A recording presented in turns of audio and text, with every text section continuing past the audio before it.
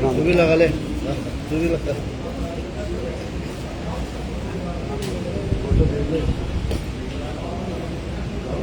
Phone तो दो।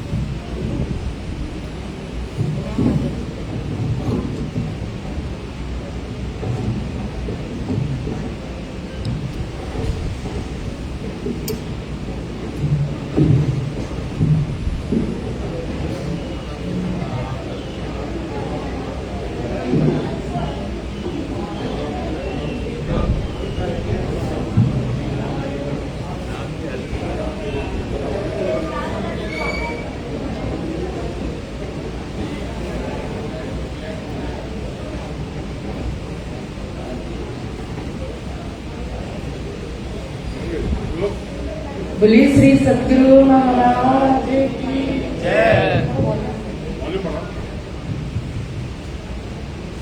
Hello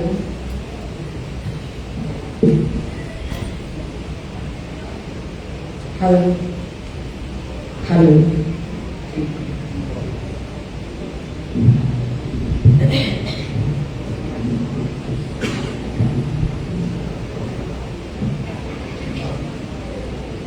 hello बोलिए श्री सतगुरु महाराज की, श्री प्राणनाथ प्यारे की, श्री बैजूनाथ महारानी की, श्री कृष्ण कन्हैया लाल की, श्री छत्रसाल महाराज की, परम श्री चरणदास महाराज की, परम श्री रामरतन दास महाराज की, परम श्री बाबा दयाराम साहेब की, स्वामी श्री लालदास जी महाराज की, वीतक महायज्ञ की, समस्त सुंदर साथ की, श्री प्राणनाथ प्यारे की।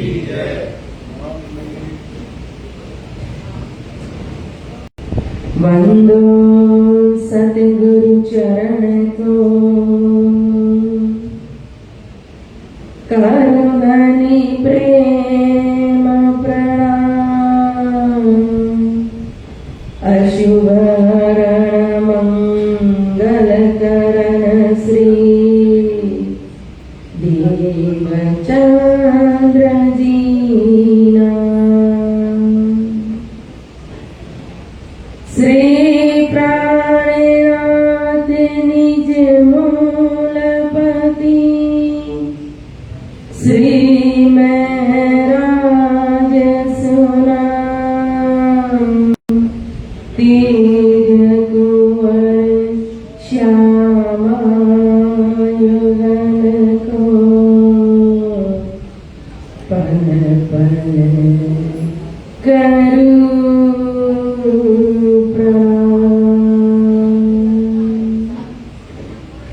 प्रथम लागू दो चरण को, धनिये न चढ़ाइयो किन, लाग तनी लाल रिया, मेरे जीव के ये जीवन,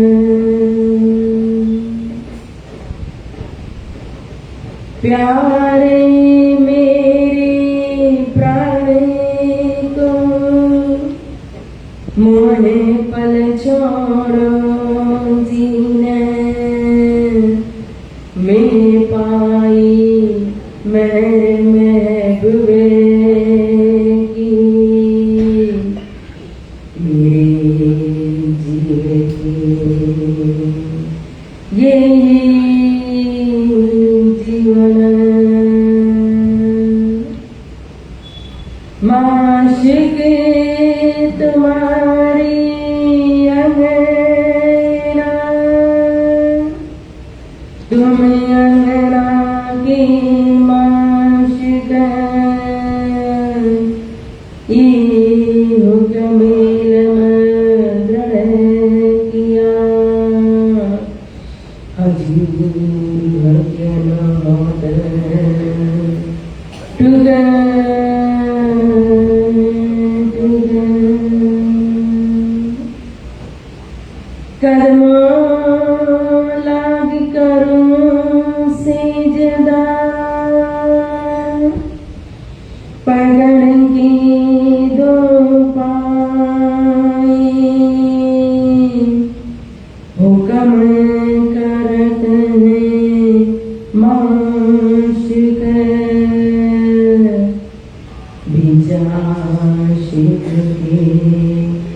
दिल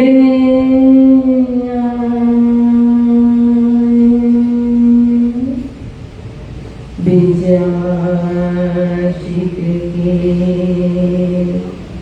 दिल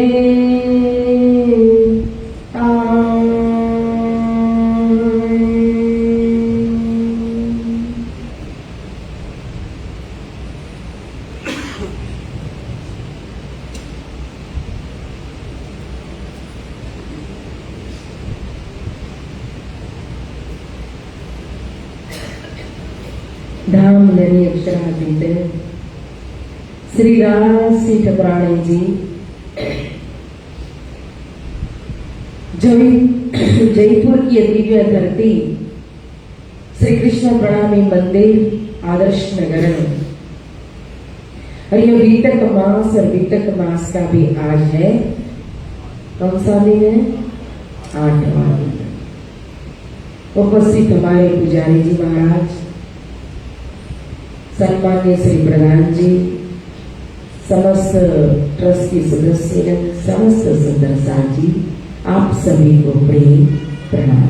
प्रणाम जी। अवतारी कोई हानि देख जम्बो वही नगर बालकनी देव चंद्र नहीं मानवी अवतारी कोई होई अवतारी कोई होई। जब वर्ष वह 11 तब मन उपजो विचार मैं कौन कहाँ थी आइया कहाँ मेरो भरतार। बोलो श्री सतगुरु महाराज की, श्री प्राणनाथ प्यारे की, श्री बाईजराज महारानी की। तो कल की कथा के अंदर हमने श्रवण किया, खेल किया मोहम्मद वास्ते, मोहम्मद आए वास्ते माता ताकि एकदम न्यारी न करे महर कर धनी दिन सुनाता। यहां मोहम्मद एक नाम है, शोभा है, उपाधि है, जिनकी सिफत नहीं हो सकती शब्दों के अंदर, वह है मोहम्मद। तो यह मोहम्मद खेल किया मोहम्मद वास्ते, यानी श्यामा जी के लिए, रूह के लिए राजी महाराज ने खेल बनाया। और घड़ी 3 सूरत कहा, 3 सूरत बसरी, मलकी और हक्की। अब यहां प्रकट हो गई कौन सी सूरत? मलकी सूरत, क्योंकि माल को उतारेंगे। सबसे बड़ा माल, सबसे बड़ा धन इस संसार के अंदर जो है दान। तो वमल की स्वरूप स्वयं श्री देवचंद्र जी के रूप में प्रकट होकर ही, जिनके अंदर देवापी राजा का जीव कहा, सुंदर बाई की वासना कही, श्री श्यामा जी स्वरूप और स्वयं श्री राजी महाराज का जोश, अक्षर भगवान की बुद्धि और राजी महाराज के हुक्म को लेकर के आई है। और यह स्वरूप प्रकट होकर के लीला कर रहे हैं। उमरकोट गांव के अंदर कहो तो बहुत प्रकार की चमत्कार हुए, कहां तक वर्णन करें। यह तो स्वरूप ही आनंद का स्वरूप है, सबको आनंद देने के लिए आए हैं, अखंड मुक्ति देने के लिए आए हुए स्वरूप है। इन स्वरूप की सिफत शब्दों के अंदर नहीं हो सकती है। इन स्वरूप की लीला का वर्णन शब्दातीत है। इनकी लीला महिमावान है, बुजुर्ग है, श्रेष्ठ है। तभी पहले ही परिचय में कहा कि कोई इसको अगर श्रवण करेगा, सुनेगा, सुनाएगा, चित्त के अंदर, दिल के अंदर धारण करेगा, उसको जम की त्रास कभी भी सहन करनी नहीं पड़ेगी। इतना ही नहीं, वह भक्त तो माता की 100 पीढ़ी और पिता की 1000 पीढ़ी को तारने वाला होगा। सबको ये ज्ञान देकर के स्वयं परम धाम की तरफ जाएगा। बाल मुकुंद जी दूर भी रहे उनके रस्य पान से, देवी देवता प्रकट होकर के भोग आरोग्य हैं। मूर्तियां जीवित चेतन रूप बन जाती है उनके हस्त कमल का स्पर्श होते हुए। उनके हाथों से अंजलि पड़ती है तो प्रेत भी प्रेत होने से कहो तो देवी के अंदर आ जाते हैं।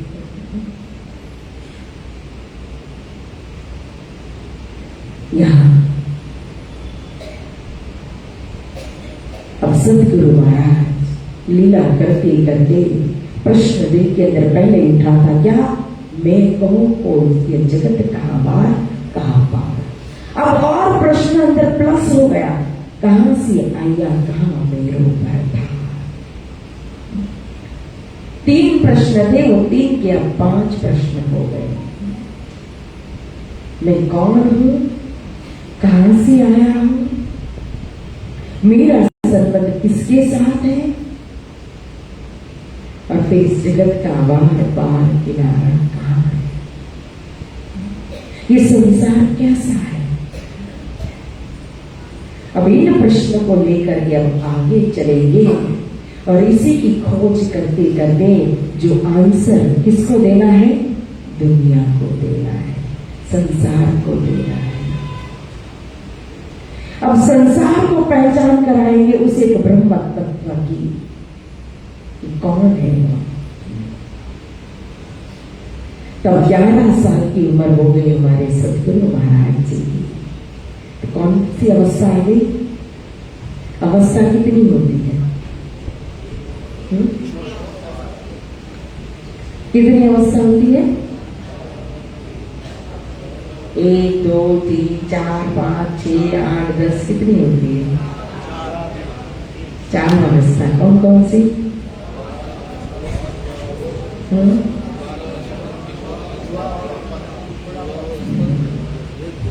ये अच्छा है, सब एक एक अवस्था बोल रहे। और मैं कहूँगी और ज्यादा होती है तो और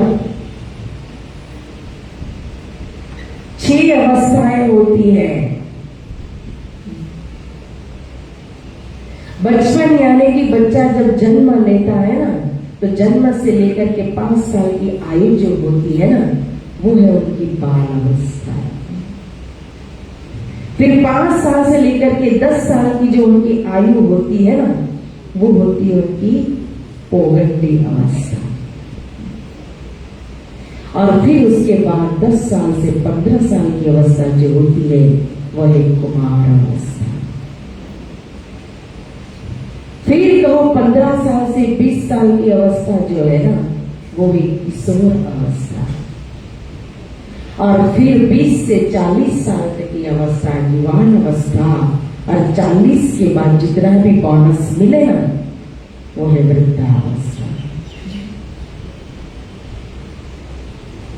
तो यह सतगुरु महाराज जी कौन सी अवस्था में है, अब बताओ। ब्रज की लीला कौन अवस्था में हुई थी,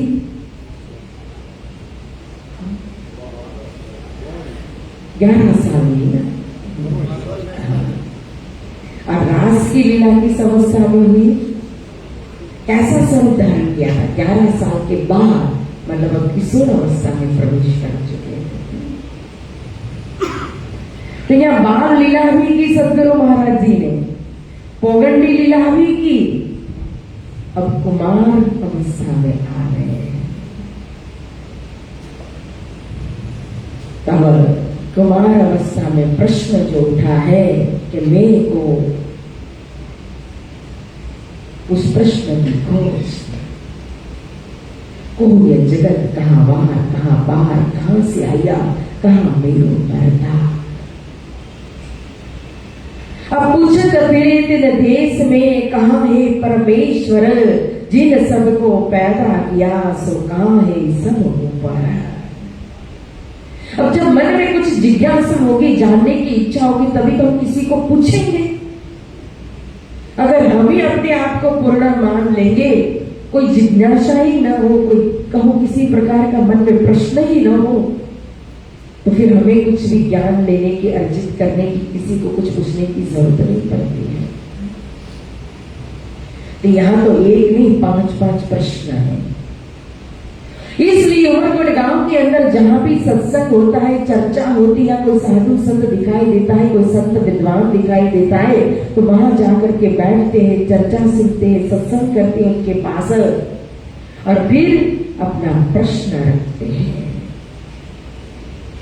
इस आत्मा का संबंधी परमात्मा कहाँ है, जो सारी दुनिया को उत्पन्न करने वाला, विश्व उत्पत्त्यादि हेता है ना, वह सच्चिद आनंद स्वरूप, सच्चिदानंद स्वरूप, जो सृष्टि को उत्पन्न करने वाला, वो सृष्टि करता कहाँ है। तो जब आंसर नहीं मिलता, कहते क्या ऊपर है। छोटे बच्चे कहते हैं कि भगवान का है, ऊपर आसमान। तो ऊपर ऊपर तो ऊपर किस जगह पर है। अब ऊपर तो कितने सारे लोगों का वर्णन भी किया है। पितृलोक भी है, स्वर्ग लोक भी है, मर लोक भी है, जन लोक भी है, तप लोक भी है, सत लोक भी है। सत यानी वैकुंठ लोक, निराकार भी है, बेहद भी है, साकेत धाम भी है, गौलक धाम भी है, अक्षर धाम भी है। तो वो परमेश्वर, वो परमात्मा सारी दुनिया को उत्पन्न करने वाला ऊपर कहाँ रहता है, लेकिन कोई भी प्रश्न का जवाब दे नहीं पाता है। यही प्रकार 10 एक पर भई परियो यह चार, गुरु जिज्ञासा चित भई बिन गुरु कैसो ज्ञान। जब मन के अंदर उठा हुआ प्रश्न का जवाब नहीं मिला, तो दिल के अंदर गुरु करने की जिज्ञासा प्रकट हो गई कि ज्ञान तो गुरु देते हैं, दिशा तो गुरु दिखाते हैं, आत्मा परमात्मा की पहचान तो गुरु कराते हैं ना, इसलिए मुझे भी गुरु करना चाहिए। लेकिन गुरु बनाए किस बात पे? समझी बुझी गुरु कीजिए साधो भाई, समझी बुझी गुरु कीजिए। क्यों? यह तो सौदा परम अमोल है। यह आत्मा परमात्मा का सौदा है। तभी कहा था, तुम सुनो रे सत्य के बन जाए, तो बात कहूं समझ जाए। ये तो सत्य का व्यापार है। तो फिर ऐसे ही कैसे गुरु बना ले? किसी को नामी गुरु चाहिए, किसी को बड़े गुरु चाहिए है। क्यों?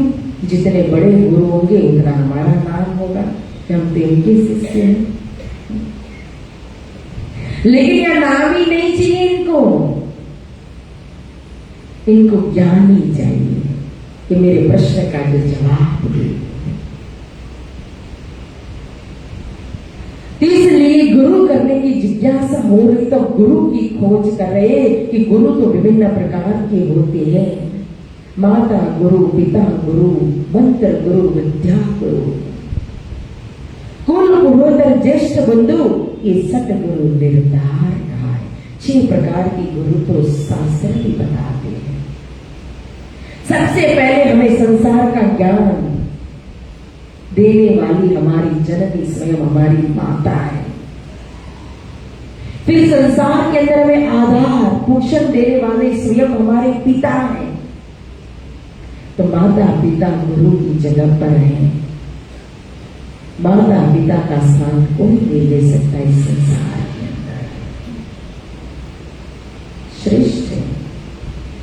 जिन्होंने कहो तो गर्भ के अंदर हमें इतने 9 मास, हम तो 9 मिनट का दुख सहन नहीं कर सकते। एक दिन दुख तकलीफ आए तो, और एक दिन नहीं, 2 दिन नहीं, कितने प्रेम से फिर हंसते हंसते उस दुख को माता सहन करती है 9 मास तक। डॉक्टर बोले ये नहीं खाना है तो नहीं खाएगी, खुशी खुशी। बाहर नहीं जाना है तो नहीं जाएगी। और फिर एक बच्चे को लालन पालन करना, बड़ा करना कितनी मुश्किल। लेकिन वही बच्चा जब बड़ा होकर के माता पिता को छोड़ दे, उस माता पिता की क्या हालत, क्या दशा।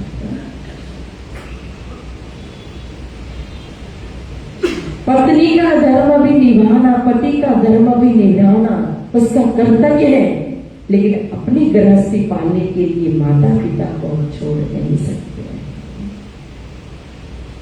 दोनों और हमारी कर्तव्य जिम्मेदारी होती है। आज इतने सारे वृद्धाश्रम क्यों? जो बचपन से लेकर यवानी तक कहो, जवानी तक कहो, सारा जीवन उसकी खर्च कर देते माता पिता हमें बड़ा करने के लिए, स्टैंड करने के लिए, सेट करने के लिए। वो तो आधी रोटी खा करके भी हमें जीवन देती है, लेकिन हम उनको पाल नहीं पाते हैं।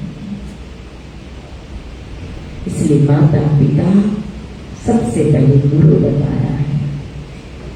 फिर जब स्कूल में जाते हैं तो जो भौतिक ज्ञान देने वाले जो टीचर होते, प्रोफेसर होते, उसको भी गुरु का दर्जा दिया है।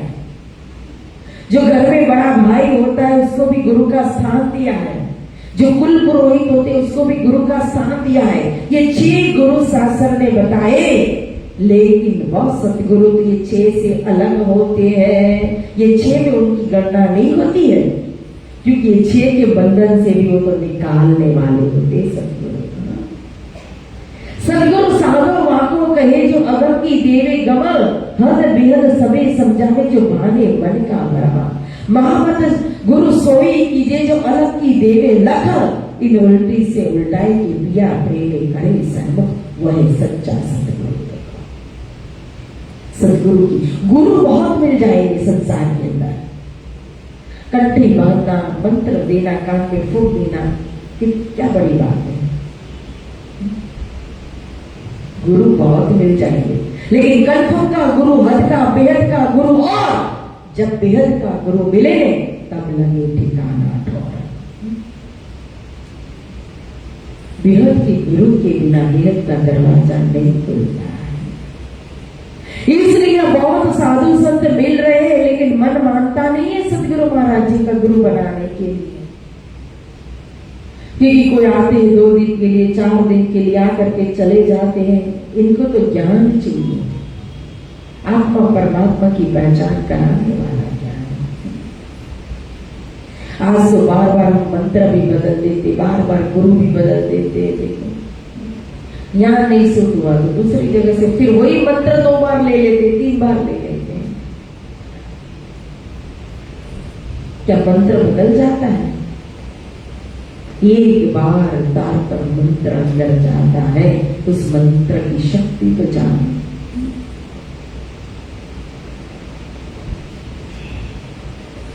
सारी अन्य विकार, अन्य शक्तियों के ऊपर ये परम शक्ति आ जाए। तो यहाँ अब गुरु की खोज कर रहे हैं कि गुरु के बिना तो ज्ञान कोई दे नहीं सकता है, मुझे गुरु करना है। तेग बेर मधु मेहता संगर आए हते परदेश, कहाँ देवरे माहे बहुत धरे बीच देखे बीच विदेश। तो एक समय को जब छोटे थे देवचंद्र जी महाराज, लगभग 13 साल की आयु होगी, यानी कि विक्रम संवत 1651 में। अब मधु मेहता का व्यापार क्या था? खेती भी करते थे और साथ में वो रेगिस्तान की भूमि है, रेतीली भूमि है, तो ऊँटों का व्यापार होता था। तो ऊँटों के व्यापार के लिए बाहर भी जाते थे, भूजनगर भी जाते थे, और भूजनगर में उनके गुरु थे हरिदास सिंह। तो जब भी भूजनगर में आते थे तो हरिदास सिंह के पास जरूर प्रणाम करने जाते थे। मारा देवी। अब एकमात्र संतान बड़ी उम्र में प्राप्त हुई मधु मेहता कुंवरबाई को, तो माता का भी लाडले है, पिताजी के भी लाडले है। तो जब पिताजी बाहर जाते तो उनको भी लगता है कि मैं भी अपने साथ लेकर के चलूं। तो एक बार जब मधु मेहता व्यापार के लिए गए थे भूषनगर, तो श्री देवचंद्र जी को भी साथ लेकर के चले और वहां जाकर के अब अपना व्यापार संभालना है, परचेसिंग करनी है, इधर उधर देखना है, घूमना है, फिरना है। तो देवचंद्र जी महाराज जी को रख दिया हरिदास जी के घर, क्या आप यहाँ रहिए, मैं अपना काम संभालता हूँ। अब यहाँ देवचंद्र जी महाराज रहे थे, यहाँ भूषनगर के अंदर देखा तो यहाँ तो चारों ओर बहुत सारे देवरे हैं, मंदिर है, साधु संत है, कथा चर्चाएं हो रही है। गुरु हरिदास जी भी बड़े पवित्र है, सात्विक के सेवा पूजा कर रहे हैं। इनका मन तो यहाँ भक्ति में रंग गया। तब जब वापस आने के लिए तैयार हुए मधु मेहता, उनका कार्य पूरा हुआ, परचेसिंग पूरी हो गई, तो वापस घर आना उमरकोट गांव। तो देवचंद्र जी महाराज जी को लेकर आने के लिए तैयार हुए, लेकिन देवचंद्र जी आने के लिए तैयार नहीं थे। उन्होंने मना कर दिया कि मैं नहीं आऊंगा। क्यों? कि मेरा मन यहाँ भक्ति में रख गया है, मुझे यहाँ बहुत अच्छा लगता है। तो मधु मेहता ने समझाया कि देखो, माता अकेली कुंवरबाई, अगर आप नहीं गए तो उनकी क्या हालत होगी, रो रो करके वो तो अपना प्राण त्याग देगी। हम दोनों आपके बिना कैसे रह पाएंगे, आप हमारी एकमात्र संतान, आप घर चलिए। बहुत प्रकार से मनाते हैं, समझाते, लेकिन फिर भी मानते नहीं, समझते नहीं है, आने के लिए तैयार नहीं है। तब फिर गुरु हरिदास जी से विनती की मधु मेहता ने कि आप समझाइए गुरुदेवा, क्योंकि सतगुरु चरण को क्षेत्र जा जाए सब शोक। तो फिर गुरु हरिदास जी ने समझाया कि देखो, माता पिता दुखी जगत जागे, कर्म धर्म फोकट सब तागे, सब तब सतगुरु स्वामी सो कही, सीखे तुम्हारी धीरे रही। माता पिता को दुखी करके जो भी कर्म धर्म करते हैं ना, तो उसका फल हमें मिलता नहीं है। इसलिए आप वापस चलिए, अपने माता को देखिए, पिता को देखिए, यही आपका कर्तव्य है। अब गुरु ने समझाया, गुरु ने आज्ञा दी, तो फिर गुरु के आगे बोलते भी बिल्कुल आगे मानना, सीधा गुरु की आज्ञा को शिरोधार्य किया। मन मानता नहीं है, दिल कबूल नहीं करता है जाने के लिए, लेकिन गुरु जी ने कहा तो तुरंत ही जाने के लिए तैयार और आ गए उमरकोट गांव में। अब घर में खटपट रहे, मन में रहे वैराग, दुनी से घेर रहे, उन्हें देखे लगे आदर। आ तो गए, लेकिन मन के अंदर जो जिज्ञासा है, जो प्रश्न उनकी खोज कर रहे हैं, तो लौकिक व्यवहार को अन्य जैसे, अन्य बालक जैसे खेल रहे, जिस तरह से अन्य बालक उनकी दिनचर्या है, वैसा सदगुरु महाराज जी का न व्यवहार है न दिनचर्या है। उनका उन खेल कूद में कहो कोई मन नहीं लगता, रुचि नहीं है उनको। फिर माता पिता भी अगर कोई लौकिक बातें करते, इधर उधर की बातें करते, कोई आकर के संसार की बातें करते हैं, तो भी उनको अच्छा नहीं लगता है, क्योंकि मन में तो पूरी तरह से वैराग्य है। दुनी से बेर रहे, उन्हें देखे लगे आग का। दुनिया की लौकिक बात तो बैर के समान लगती है, उनको जलाती है, अग्नि के समान लगती है। दही सिखापन बहुत कर कर थके सब कोये, ये किन्हों माने नहीं, कहे समझावी सोए। सभी ने बहुत सिखापन दी, समझाया। माता पिता की बात नहीं मानते तो अड़ोसी पड़ोसी को भी कह दिया आप समझा दीजिए, सगा संबंधी वाले उनको भी कह दिया आप समझा दीजिए, लेकिन फिर भी मानते नहीं है, सुनते नहीं है, किसी की बात की असर नहीं हो। ये फिरावे जो फिरे, किसी के फिराने से कहो कि मन को संसार की ओर दिशा नहीं मिली, लगी वाली और कछुना देखिए। कोई उनको मन को फिरा नहीं सका, संसार की तरफ ला नहीं सका। वो तो अपनी भक्ति में, अपने सत्संग में मस्त रहते थे। जब गुरु करने की जिज्ञासा हो गई दिल के अंदर, गुरु कोई मिल नहीं रहे हैं, तो जो बचपन की बात थी, जो पिताजी के साथ गए थे भुजनगर के अंदर, और वहां जाकर के जो देवरे देखे थे, साधु संत सत्संग आदि, गुरु हरिदास जी का घर, वो सब याद आने लगा सतगुरु महाराज। तो मन में विचार किया कि मैं वहीं जाता हूँ। सतगुरु महाराज जी कहते हैं कि मैं हरिदास जी के पास जाऊंगा। मन में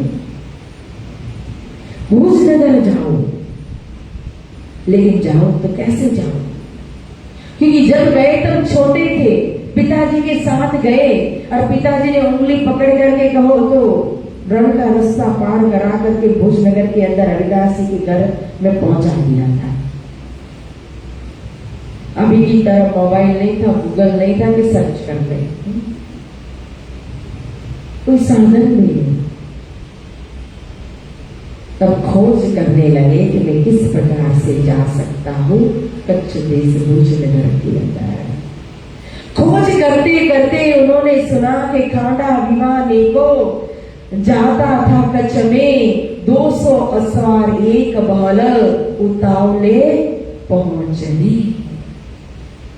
कि जो उमरकोट गांव के जो राजा है, उस राजा की जो मंत्री है, वो मंत्री राजकुमार की बारात को लेकर के कच्छ देश जा रहे हैं और बड़े जोर से तैयारियां कर रहे हैं।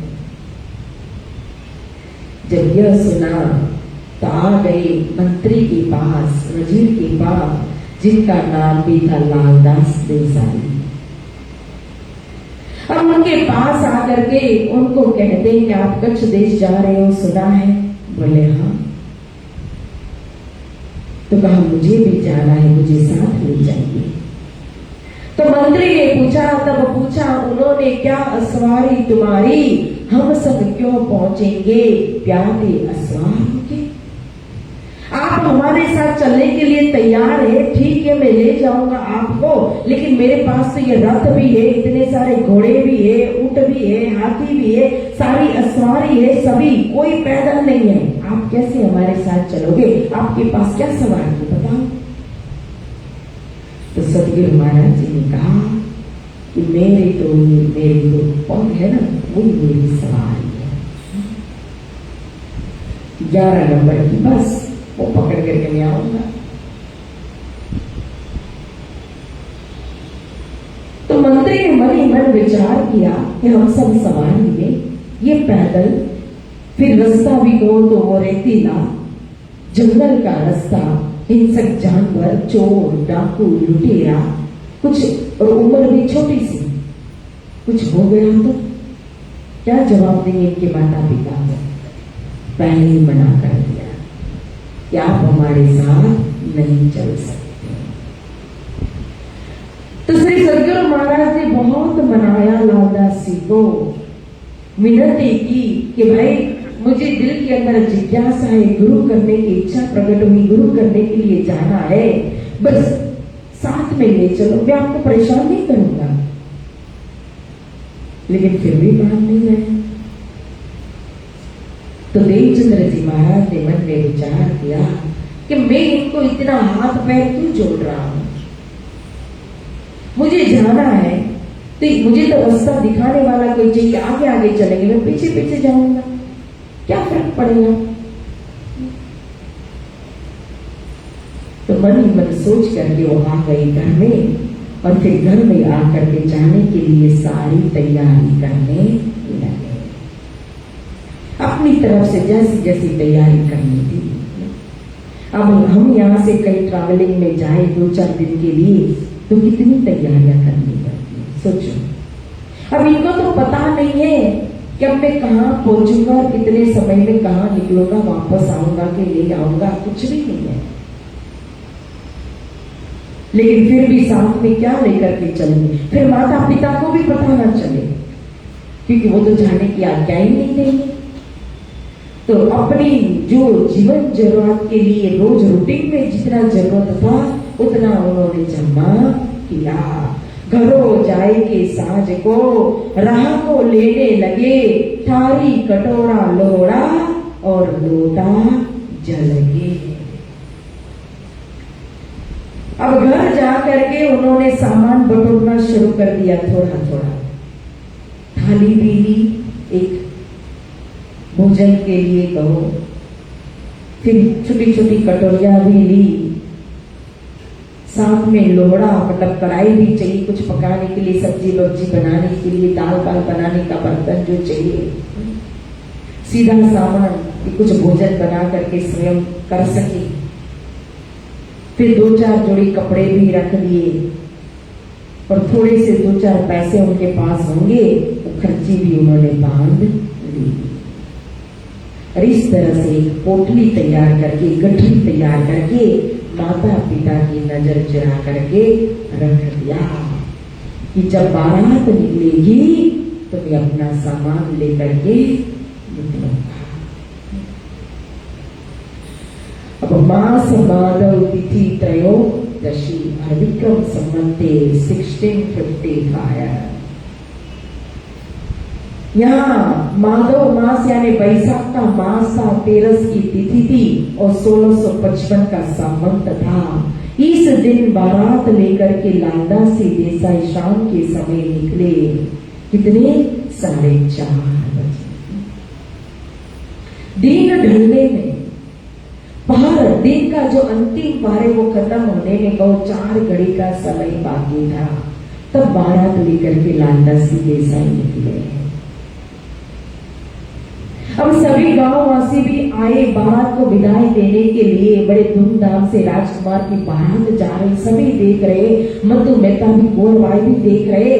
देवचंद्र जी भी उनके साथ खड़े खड़े देख रहे कि बारात किस दिशा में जा रही है। और जैसे ही थोड़ी दूर बारात निकली, सब अपने अपने घर में आए गांववासी। देवचंद्र जी भी घर में आए, माता पिता अपने कार्य में व्यस्त हुए। और इतने में माता पिता की नजर चुरा करके देवचंद्र जी ने जो गठरी तैयार की थी वो गठरी ली और सीधा जिस दिशा में बारात निकली थी। अब समय कितना व्यतीत हो गया, अब मात्र अंतिम पर ही 1 घड़ी का समय बाकी है। तो देवचंद्र जी ने कितना समय हो गया बीच में। अब बारात तो वो भी सवारी वाली बारात, अब बारात कितनी आगे निकल गई, लेकिन जो दिशा में गई थी बारात वही दिशा को पकड़ करके देवचंद्र जी गठरी को लेकर के दौड़ने लगे। दौड़ते दौड़ते जा रहे हैं। और जाते जाते कहो तो बीच में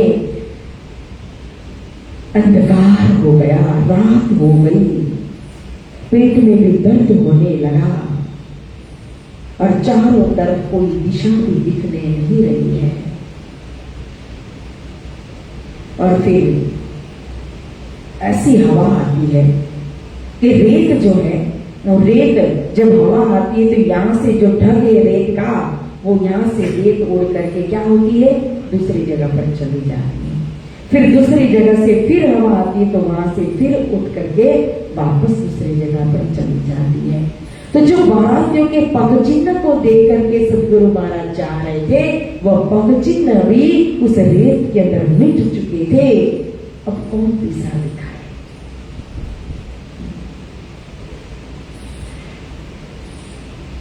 निशिचर भयानक सप्त चहुदिश करे होमकार, इंदु गुणगन दिशा न सुजे घोर अंध अपार।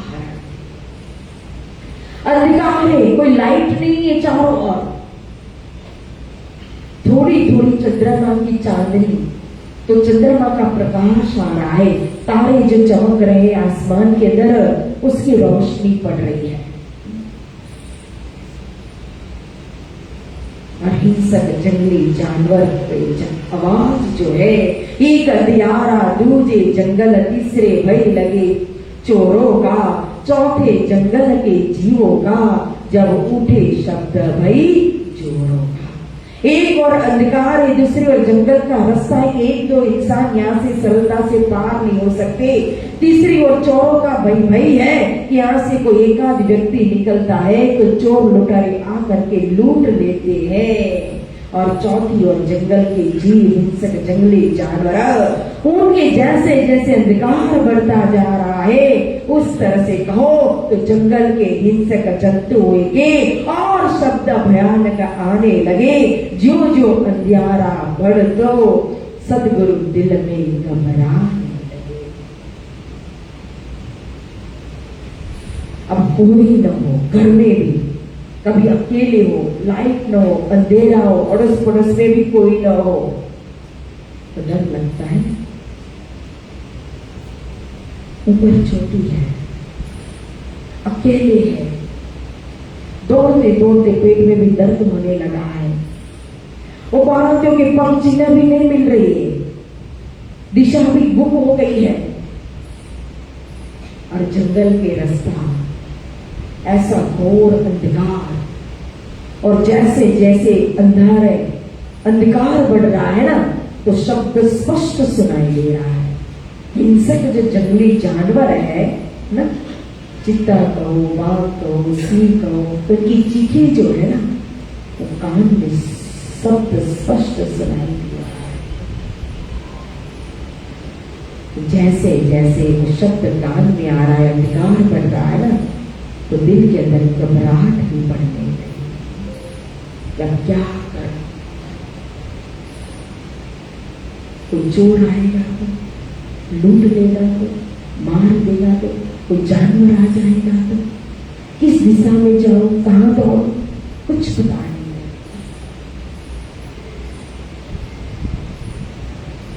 और ऐसी स्थिति हो गई, और अचानक सामने से एक व्यक्ति आते हुए दिखाई दे रहा है। और सदगुरु महाराज जी की नजर जब उनके ऊपर पड़ी तो उनको लगा कि नक्की ये चोर है। क्यों? क्योंकि मन में भय किसका था? चोर का था। तो लगा इस जंगल में कौन आएगा? ये चोर ही आ रहा है। और फिर विचार किया, ये चोर मोको मारेगा, नहीं बचने का ठोरा, मेरा कछूने चले है, मुझ गई दिशा और अब मेरा क्या चोर चलेगा? ये चोर आएगा, मुझे लूट लेगा, मार डालेगा, लेकिन मेरे पास में बचने का कोई साधन भी नहीं है। मैं क्या करूं? किस दिशा में जाऊं मैं बचने के लिए? कौन बचाए आकर के? विभिन्न प्रकार के विचार, क्योंकि मन है ना, मन की तरंगे कितनी, मन के रंग कितने अनंत। हम एक सेकंड में किसी भी व्यक्ति सामने आ जाए, उसके लिए कितने विचार कर लेंगे ना। कुछ भी घटना घटित होती है तो हमें पता नहीं है, लेकिन फिर भी हमारा मन कितनी दिशा में चला जाता है, कितने विचार कर लेता है उस व्यक्ति के लिए। क्या अनंत विचार कर रहे हैं। उतने में तो वो जो शख्स था, वो जो व्यक्ति है, वो पास में आकर के खड़े हो गए। और सदगुरु महाराज ने देखा उनकी तरफ, तो यह भेष सिपाही का, कमर कटारी तलवार, मुंह दाढ़ी हाथ बरछी, ऐसा भेष यावन हार। अद्भुत भेष था उन शख्स का। उच्ची मतलब कि बड़ी हाइट है उनकी, सिपाही का वेश धारण किया हुआ है, कमर पर पिछोरी बंधी हुई है, तलवार भी है, हाथ में बर्छी ली हुई है, और लंबी लंबी दाढ़ी भी है। अद्भुत वेश है। और जैसे ही वो पास में आए, सदगुरु महाराज जी के। अब देवचंद्र जी महाराज कुछ बोले उसके पहले तो उस सिपाही के भेष ने, उस व्यक्ति ने, उस शख्स ने कहा कि अरे गठरी जो है ना आपके पास, इसको छोड़ करके आप जमीन पर रख दीजिए, मुझे दे दीजिए। खड़ग भूमि धराई के गठरी चुराई ताही, दुपट्टी बिछाई अपनी कहीं बोरिए अब याही। खड़ग यानी की तलवार। सदगुरु महाराज जी के पास भी क्या था? एक निच्चा, एक छोटी सी तलवार थी। तो बोले तलवार भी मुझे दे दीजिए, ये पोटली भी मुझे दे दीजिए। फिर अपना दुपट्टा जो था, पिछोरी थी जो कमर पर बंधी थी, उसको खोल करके जमीन पर बिछा दिया और कहते अब इसके ऊपर आप बोल जाइए, सो जाइए। अब डर के मारे मुंह मुदा दहशत से कछु न आया विचार, तुरंत तलवार छोड़ेगी तेरे हाथ में श्री राज। बोले श्री सदगुरु महाराज की, हुक्म के स्वरूप की, हुक्म के स्वरूप की। मुंह मुदा दहशत से, डर के मारे मुख बंद है देवचंद्र जी महाराज जी का, कुछ बोल नहीं पा रहे। तो जैसे जैसे उन्होंने कहा वैसे वैसे करते जा रहे। गठरी भी छोड़ करके रख दी, तलवार भी दे दी। किसको दी? अब यहां तो कह दिया कि तुरंत तलवार छोड़ के दई हाथ में श्री राज। लेकिन इस समय सदगुरु महाराज जी को पता है कि सामने हुक्म का स्वरूप है। हमने तो जयकारा लगाया, पता है? तो किसको पता है?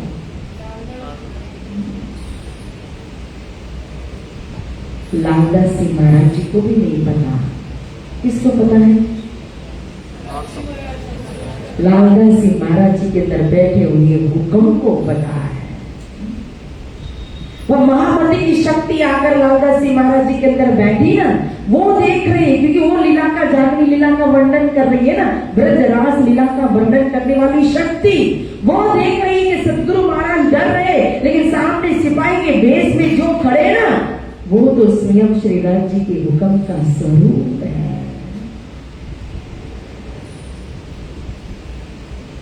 या कहते हैं ना, अब सदगुरु महाराज जी के अंदर भी क्या था? हुक्म है, जोश भी है। लेकिन जैसे मैंने पहले दिन के दूसरे दिन बताया था, हादी मेहंदी और इमाम की बितन है। चौथे दिन के अंदर तीनों प्रकार की शक्ति, व्रज के अंदर, कृष्ण के अंदर तीनों प्रकार की शक्ति थी। लेकिन जिन जिन शक्ति का जब काम होता था तब वो शक्ति प्रकट होती थी। मुख्य रूप में लीला करने वाले 11 वर्ष और 52 दिन गोपियों के साथ कौन थे? स्वयं अक्षरार्थी। या हादी मेहंदी और इमाम तीनों की बितन, और यहाँ कहो तो तीनों शक्ति श्री देवचंद्र जी महाराज जी के अंदर है चौथे दिन की लीला में। लेकिन जिस समय जिसका कार्य होता है उस समय वो शक्ति, मेहंदी और इमाम की शक्ति तब प्रकट होती है। विशेष रूप में चौथे दिन की लीला किसकी है? आदि की लीला है, सदगुरु महाराज जी की लीला है।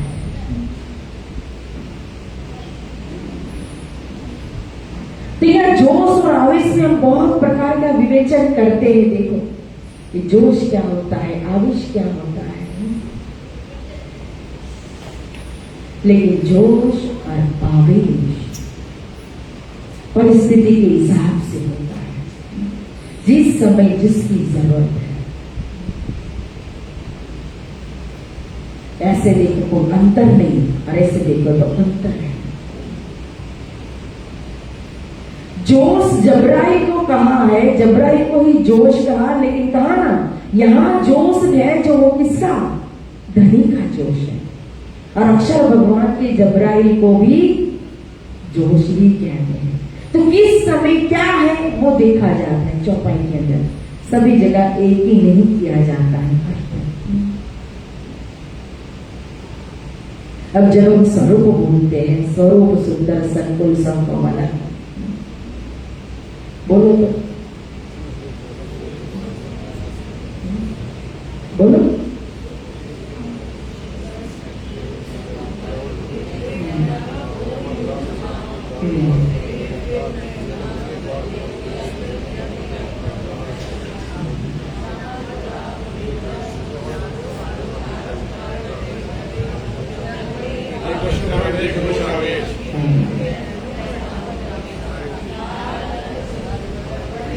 नासिका तिलक नीवट बोए के श्रवण भूषण मुख दंत मीठी रसना एक दर्शन आवे जोश आवेश।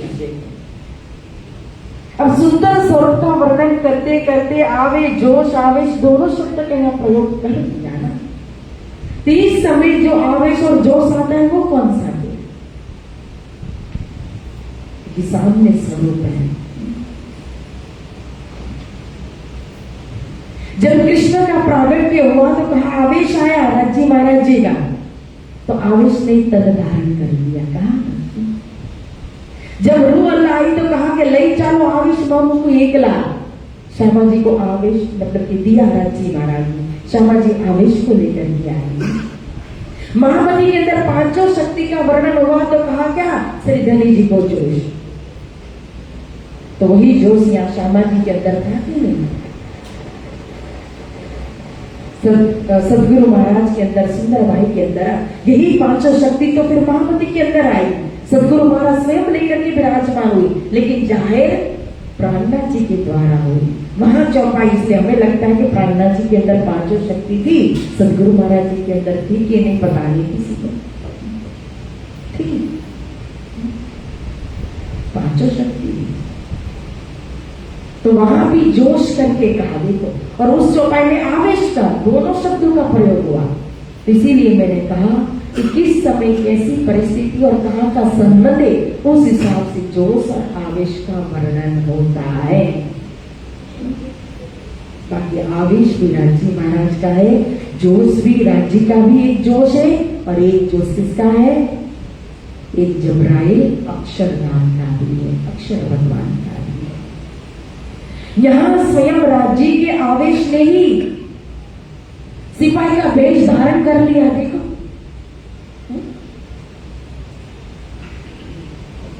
और अब यहाँ श्यामा जी ने पुकारा, कोई मुल्ला का पाठ किया, मैर सागर का पाठ किया कि भी मैं आपत्ति में हूँ, विपत्ति में, दुख संकट जा रहे, दली दलवट कर क्या रे बल वेरी ना हो, बली गया काम सराड़े करे वंचित गया कारक सरे, कि डर लगा तो निजनाम का पाठ किया, निजनाम श्री कृष्ण जी हरेश्वराधि, निजनाम श्री कृष्ण जी हरेश्वराधि का कोई पुकार नहीं की, लेकिन फिर भी निस्बत अरस की जाने के मेरे प्रीतम आ गए, निस्बत अरस की जाने के मेरे प्रीतम आ गए। निस्बत जानकर भी कौन आ गया? अब श्यामा जी नहीं जानती, उनके ऊपर फरामोशी है, सुंदर बाई के ऊपर फरामोशी है, लेकिन जागृत कौन है?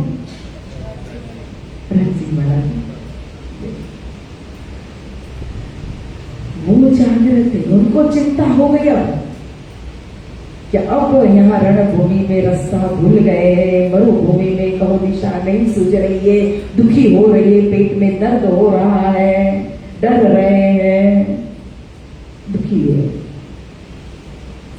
तो आ गए स्वयं, आवेश ने सिपाही का वेश धारण कर दिया, जिनको हुक्म के स्वरूप कहते हैं। और कहते हैं तो जैसा जैसा कहते हैं वैसे वैसे वो करते भी गए, अन्य कोई चारा ही नहीं था। गठरी भी रख दी, तलवार भी दे दी, और दुपट्टे के ऊपर सो भी गए। अब जब सो गए तो वही निस्बत के स्वरूप प्रियतम धाम बनी बर्ची को लेकर अपना एक चरण कमल रखते हैं, सदगुरु महाराज जी की जामत पर, और अपने स्वरूप का सारा वजन देते हैं। और कुछ समय के बाद फिर पूछते हैं वो जो दर्द हो रहा था वो कहाँ गया? बोलो श्री प्राणनाथ प्यारे की। अब बताया था सदगुरु महाराज ने कि मुझे पेट में दर्द हो रहा है, लेकिन उनको चिंता है। तो जैसे ही पूछा कि वो दर्द, पहले जब लेटा दिया तो क्या सोच रहे होंगे, कैसी चिंता कर रहे होंगे, अब तो गए खत्म। लेकिन जैसे ही पूछा कि वो दर्द कैसा है, तो चैन की सांस के हाँ मरने से तो बच गए, अब ये मुझे मारे ना नहीं, शायद घर ले जाएंगे, काम कराएंगे, गुलाम बनाएंगे, सेवा कराएंगे, क्योंकि मन है ना वो तो उसकी तरफ के उठती रहती है। तो फिर सदगुरु महाराज जी ने कहा कि नहीं, इस तरफ तो अच्छा हो गया लेकिन दूसरी तरफ थोड़ा थोड़ा भी दर्द हो रहा है।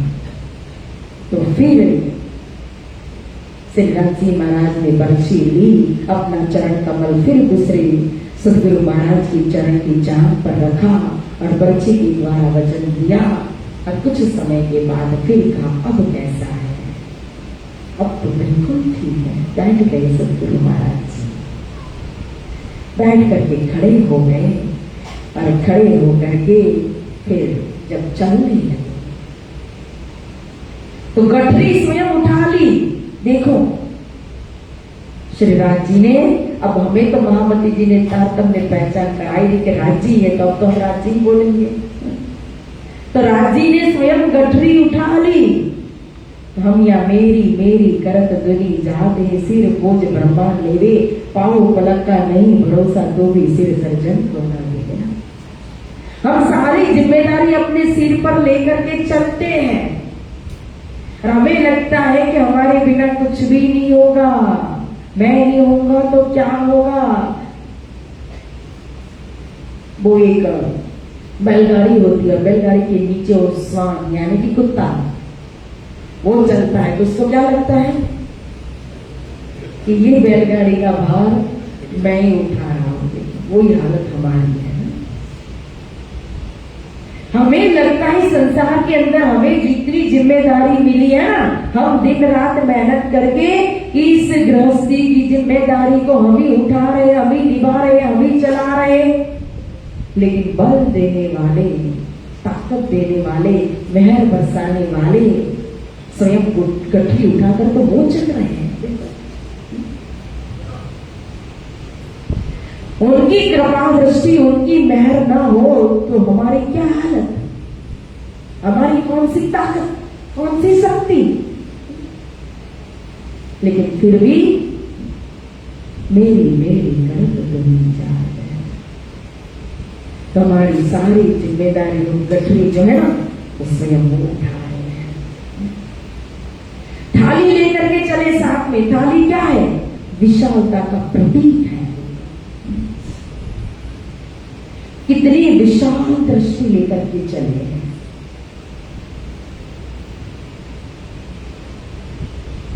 सारी दुनिया को अखंड मुक्ति देने के लिए उस ज्ञान को, उस मंत्र को यहां प्रकट करना है। एक के लिए नहीं, दो के लिए नहीं, मात्र ब्रह्म सृष्टि के लिए नहीं, ईश्वर के लिए नहीं, सबके लिए कष्ट कर रहे हैं, परिश्रम कर रहे हैं।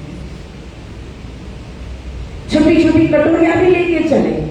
वो कटोरियां छोटी यानी कि नम्रता की निशानी है। हमें कुछ पाना है तो नम्र बनना पड़ेगा, छोटा बनना पड़ेगा। बाकी मुर्गी की गर्दन तो ऊंची रहती है और ऊंची गर्दन अहंकार का प्रतीक होता है। किसी को भी रिझाना है, किसी से कुछ पाना है तो नम्रता चाहिए। इसलिए हमारे जीवन के अंदर विशाल दृष्टि के साथ साथ नम्रता भी बहुत जरूरी है। माफ करने की क्षमता होनी चाहिए, शक्ति होनी चाहिए। गुस्सा करना तो सरल है लेकिन प्रेम से व्यवहार करना बहुत कठिन है। सुनाना तो सरल है लेकिन सुनना कितना कठिन है। हार पहनना तो सरल है लेकिन गाली खाना कितना कठिन है। सब कुछ डाइजेस्ट होना चाहिए, अच्छा बुरा, सुख दुख। तलवार लेकर के चले। तलवार क्या है? खाना धारे रे बाटी चाले। हमारा धर्म ही है अनन्य पराध सदा प्रेम लक्षणा भक्तिमान। और इस मार्ग पर चलना अनन्यता के साथ तलवार की धार पर चलने के समान है। देखो पीछे बोलने वाले, चिल्लाने वाले बहुत होंगे, लेकिन वो कहा था मैं चाहते न स्वाद न भाग जो आओ न चले, उसके अंदर क्या कहा? गज की तरह, हाथी की तरह चलना पड़ेगा। पोटली क्या है? भक्ति रूपी पोटली है, जिसमें हम सत्कर्म रूपी, सेवा रूपी खर्ची बांधते हैं। हमें खर्च करना ही यहाँ, क्या करेंगे खर्च? सेवा को, सत्कर्म को खर्च करेंगे। दूसरे के चेहरे पर कोई मुस्कान दे दी हमने, उससे बड़ा अच्छा कर्म क्या हो सकता है? दूसरे को हम सुख दे दे, उससे बड़ा पुण्य क्या हो सकता है? किसी की मदद के जीवन आ जाए, किसी की भलाई कर दे, तो उससे बड़ा क्या काम?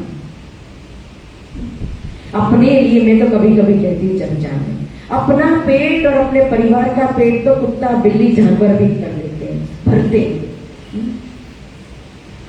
लेकिन मनुष्य को वृथा का नियम रे पानी पदार्थ चारा उत्तम मान को खंड भरत श्रेष्ठ कुली सिरदा। आज सदगुरु तो सारी दुनिया को लेकर के चल रहे हैं। मैं अपना और अपने परिवार का पेट भरूं तो मेरी जिम्मेदारी है। जब अपने और अपने परिवार से और दूसरे का कल्याण करूंगी ना, दूसरे की भलाई सोचूंगी, दूसरे की सेवा करेंगे ना परिवार के साथ साथ, तब वो हमारी सेवा हुई। बाकी परिवार तो कर्म से जुड़ा हुआ है, कर्तव्य से जुड़ा हुआ, वो तो हर रहेगा। यहाँ गठरी स्वयं उठा रहे हैं, दिखा रहे हमें इस संसार का बोझ मेरे सिर पर है, आपके सिर पर नहीं है। और फिर तलवार भी खुद लेगी, लेकिन जो दुपट्टा था ना वो पिछोड़ी, वो सदगुरु महाराज जी की कमर पर बंधा दिया और बंधा करके फिर चले। बातें करते हुए जा रहे, पूछ रहे भाई कहाँ जा रहे हो, कौन हो, आपका नाम क्या है, किस गांव से आए हो, गांव के राजा का नाम क्या है। क्योंकि चलते चलते बातचीत करते करते रास्ता आराम से कट जाता है। मेरा नाम देवचंद्र जी है, माता का नाम कौरबाई है, पिता का नाम मधु मेहता है, गांव का नाम उमरकोट है। एक प्रश्न का जवाब दे, कहाँ जा रहे हो? गुरु की खोज करने के लिए जा रहा हूं कच्छ देश। गुरु करना जानकर, पानी पीना जानकर, समझा रहे हैं। पहले ही बता दिया ना, गुरु का संबंध विवेचन तो पहले ही आ गया कि सदगुरु साधु बापू कही जो अगम की गीले कमो हद बेहद सभी समझाओ जो बहाने मन का भरा।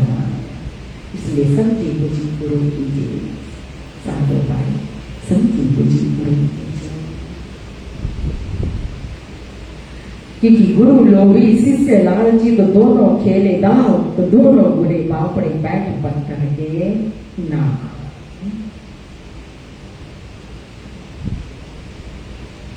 चलते चलते बातचीत करते करते पहुंच गए बारात के पास है। और बारात के पास जब पहुंचे तो बारात संग लखाए पुरुष अदृष्ट ते छीन भयो। सतगुरु चकित चित्त विस्मय जय मम प्राण पति कहाँ गयो। बोला श्री सतगुरु महाराज की। जैसे ही बारात के पास पहुंचे, सतगुरु महाराज जी को पता नहीं है, लेकिन राज्य ने बताया पहले तो गठरी पकड़ो, पकड़ा दी, तलवार दे दी, फिर दुपट्टा लाओ, ये मेरा है, मेरे दुपट्टे को लाओ, दुपट्टा छोड़ करके दे दिया। और जैसे ही दिया फिर दिखा दी, वो देखो बारात।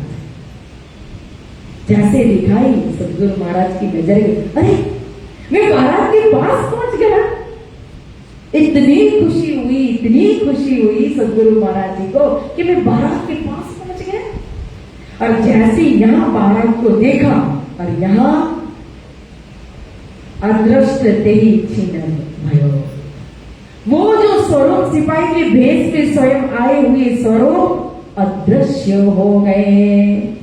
तो कहते हैं मम प्राण बनी कहाँ गए। जब साथ में चले थे तो पता नहीं था, अदृश्य हो गए तो पता चला कि रास्ता पार कराने वाले और कोई नहीं हो सकते हैं, यहाँ तक पहुंचाने वाले तो मैं जिनकी खोज में निकला हूं ना वही स्वयं आकर के मुझे यहाँ पहुंचा कर दे रहे हैं। लेकिन जाकर के कहाँ जाएंगे? जब सूरदास जी कुंभ के अंदर गिर गए, कोई बचाने वाला, कोई निकालने वाला, कोई देखने वाला नहीं था। कितने दिन तक वहां रहे, सब कुछ वहां सारी गंदगी फैला दी। तो स्वयं आए इष्ट कृष्ण ने आकर के हाथ पकड़ करके बाहर निकाला। तब तो सूरदास जी को पता नहीं था, लेकिन दोनों चलने लगे तो हाथ का स्पर्श, वो कोमलता, वो खुशबू, तो सूरदास जी समझ गए कि ऐसे घोर जंगल में, इस कुंभ में से, गंदगी में से निकालने वाले और कोई नहीं हो सकते। और जैसे ही पता चला तो कृष्ण अदृश्य हो गए। तो सूरदास जी ने क्या कहा कि हाथ छुड़ा कर तो जाते हो, दिल छुड़ा करके जाओ तो मानो।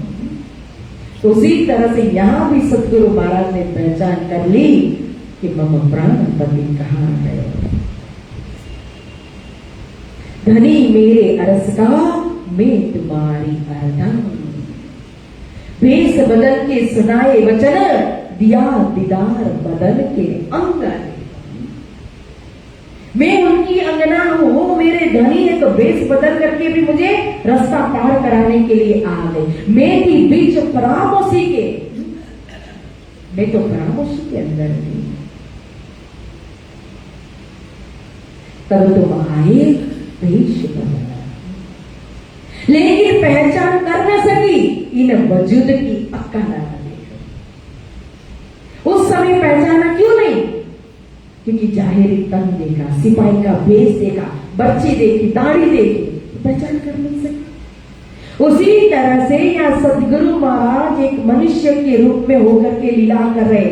कहा ना, योग माया समावित होकर के अपनी सारी शक्ति तो उन्होंने अंतर्गत रखी हुई है।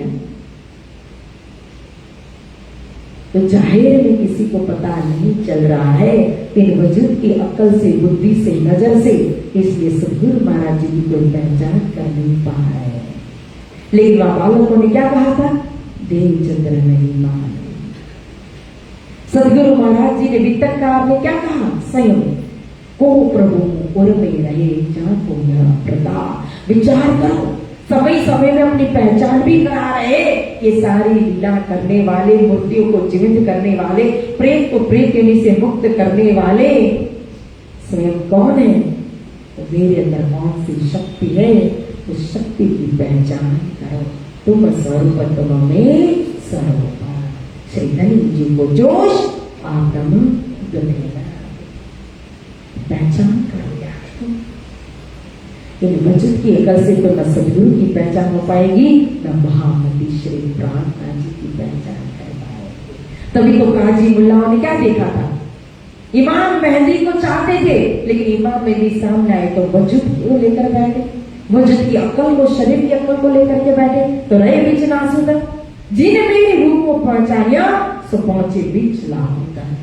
वो लाहौर में पहुंचे, जान मोहम्मद पहुंचे, शेख बदल भाई पहुंचे, देखो अव्वल खान पहुंचे। तो यहाँ अब पछताने से क्या करेंगे, लेकिन खुशी हुई कि हाँ, मैं जिनकी खोज में निकला हुआ है। अब तो लीडर हो गए, मैं उनको नहीं देखता हूं, कोई बात नहीं है, लेकिन वो तो मुझे देख रहे हैं ना, तो हमारे लिए ये बहुत बड़ी बात है। हमें दीदार की प्यास है। अगर हमारे ऐसी अवस्था, वो दीदार तो कम होता है, लेकिन वो अवस्था नहीं आई है, वो हमारे नसीब में अभी इस समय दीदार नहीं होता है।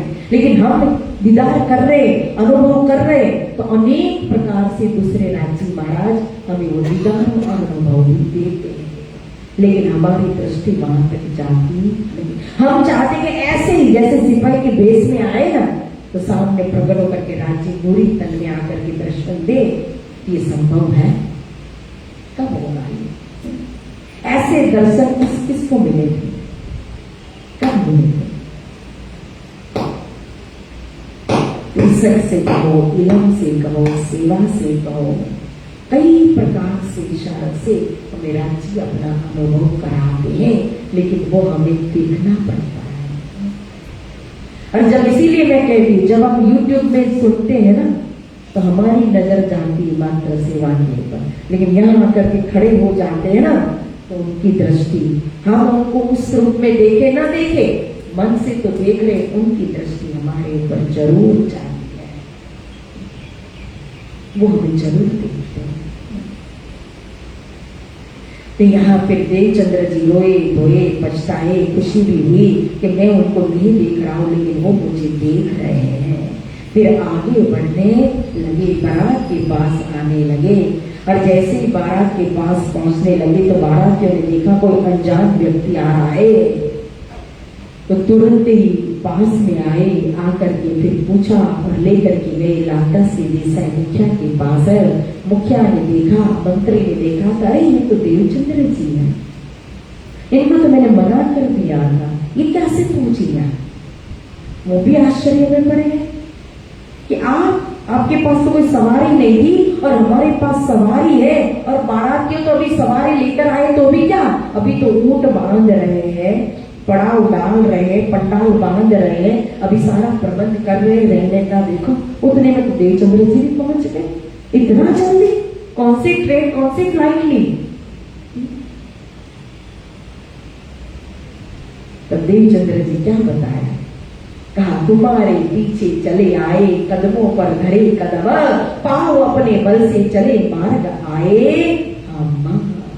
मैं तो आपके पग चिन्ह को देखते देखते पीछे, अब यहाँ कहने बैठेंगे कि मुझे दर्शन हुआ, मुझे पिछोरी बंधाई, आपके पास पहुंचा दिया, कहने बैठेंगे। और हम होते तो पहले ऑनलाइन रील बना करके डालते,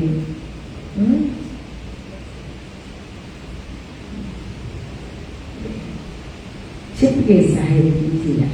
ये अंतरंग जो बातें होती है राज्य के साथ की, अंतरंग अनुभव जो होता है, या सिंधी ग्रंथ देखो, पड़ोसन को भी ना कहे, हम तो सारी दुनिया को चिल्ला करके कहते हैं कि मुझे तो राज्य का दीदार होता है, अनुभव होता है। जिसको होता है वो बोलता नहीं है, और जो बोलता है उसको होता नहीं है। मैं ये कहती हूँ, बोलने वाले कभी भी करते नहीं है, और जो करते हैं वो कभी बोलते नहीं है। प्रेमी तो नैचे छिपे, उन्मुख बोले न जाए, वो बोल ही नहीं सकता है। या देवचंद्र जी महाराज ने झूठ नहीं बोला, लेकिन छिपी बंदी चल रही है। इसलिए मुझे दर्शन हुआ परमात्मा ने नहीं कहा, राज्य महाराज का दर्शन हुआ नहीं कहा, कहा मैं तो तुम्हारे पीछे चले आए, कदमों पर धरे कदम, अपने पांव से आया, अपने बल से आया, आपके पीछे पीछे रास्ता देखते हुए आ गया। उनको भी आश्चर्य तो हो रहा है, लेकिन अब करें क्या। ठीक है, अब आए हो ना तो पूजन साधन कर लीजिए। नहीं नहीं, मेरे पास सब कुछ है, सीधा सामान, सामग्री, बर्तन, सब कुछ है, मैं खुद अपने हाथों से बना करके भोजन करूंगा। अरे ऐसे कैसे हो सकता है, आप बारात के साथ चलोगे अलग भोजन बनाओगे। नहीं नहीं, आपको भोजन हमारे साथ करना हो। मुझे तो रास्ता दिखाने वाले की जरूरत थी, मुझे आपकी साधन सामग्री की जरूरत नहीं है। फिर मंत्री ने कहा देखो, आप भी कायस्थ, मैं भी कायस्थ। या कौन सी जाति में प्रकट हुए थे, कायस्थ जाति में। कायस्थ जाति मतलब 4 वर्ण जो कहा ना, ब्राह्मण, क्षत्रिय, वैष्णव, शूद्र, तो ब्राह्मण से भी परे उन ब्राह्मणों में कायस्थ जाति मानी जाती है। तो बोले आप भी कायस्थ, मैं भी कायस्थ हूं, और फिर अलग आप भोजन बनाओ, अच्छा नहीं है। नहीं, मैं स्वयं पाकी वो अपने हाथों से बना करके भोजन ग्रहण करूंगा। ठीक है, तो फिर सीधा सामान तो हमारे पास से ले लीजिए। तो सीधा दे दिया, भोजन बनाया, सदगुरु महाराज ने थाल सजाया। अब कहते हैं 14 लोग तुम्हारी साका, जो जो दिन सो सो आगे राका, जो जो भावे सो सो लीजिए, और जूठा नफरत दान सो लीजिए। तो किसको लगाया, अब भोग किसको लगाया, भोजन करते समय हम अर्पण करते हैं ना, करना चाहिए कि नहीं? पॉजिटिव वाइब्रेशन भोजन के अंदर डालना चाहिए। सिपाही की भेष, प्रत्यक्ष जिस वेश में दर्शन हुआ, अब उसी का पान करने लगे, उसी में मस्त रहने लगे, उन्हीं को भोग लगाने लगे। जो स्वरूप, जहां स्वरूप जो दर्शन पायो, ताको रसोई आरो गाई। इन भात श्री देवचंद्र जी आए पहुंचे कक्षा में।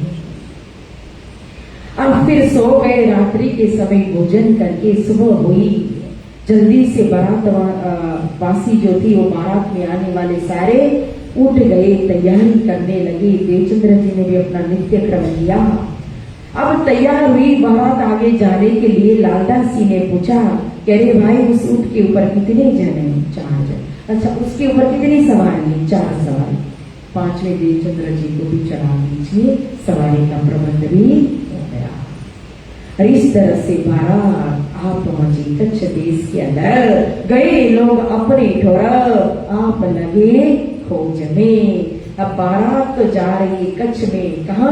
राजकुमारी के पास, खाना विवाह के लिए जा रही है। लेकिन सदगुरु महाराज जी का लक्ष्य तो खोज अलग प्रकार की है, आध्यात्मिक खोज है। तो लगे खोज करने, बड़े देवरे जाए, चर्चा को तो पूछते हुए प्रतिमा को ठहराए। या कच्छ देश में आकर के खोज करे कि मैं को ये जगत कहाँ वार कहाँ पार, कहाँ से आयो कहाँ मेरो बरता। और खोज करते करते देवी के मंदिर में पहुंच गए। वहाँ एक महंत थे, मंदिर के पंडित थे, उनके पास बैठ गए सत्संग करने के लिए। उनको अपना प्रश्न पूछते कि भाई मैं कौन हूँ? सत्संग करने लगे, उनके पास कोई जवाब नहीं था। पूछा वो परमेश्वर का, वो परमात्मा। कहा हम तो ये प्रतिमा जो है, इस मूर्ति को ही सब कुछ मानते और काफी समय से घो अनादिकाल की सेवा ही कर रहे हैं। तो पूछी जो सतगुरु बात लोगों काल करी तुम सेवा, दर्शो कहा तुम सकल, किन्नो कहो हम सो भेवा। इतने समय से आप इस मूर्ति की पूजा कर रहे हो, तो जरूर आपको कुछ मिला होगा, कुछ पाया होगा, तभी तो आप कर रहे हो। क्या मिला है मुझे बताओ, मुझे भी उस परमात्मा को प्राप्त करना है।